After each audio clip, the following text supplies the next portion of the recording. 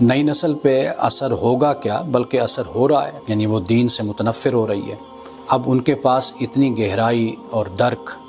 اور اتنا علم تو نہیں ہوتا کہ بھئی وہ فوری دین کو سمجھ کر حقیقت کو پا لیں، بلکہ وہ اپنے آس پاس رہنے والے جو مذہبی لوگ ہیں یا مسلمان، ان کو دیکھ کر ہی وہ دین سیکھتے ہیں اور سمجھتے ہیں، ان کے اخلاق سے، ان کے کردار سے۔ مثال کے طور پر گھر میں ہی وہ اپنے والدین کو دیکھتے ہیں، اپنے بڑے بھائی کو، بہن کو، اپنے چاچا، ماموں، انہی کے کردار کو دیکھتے ہیں اور اسی سے اسلام سمجھتے ہیں۔ مسجد میں جاتے ہیں تو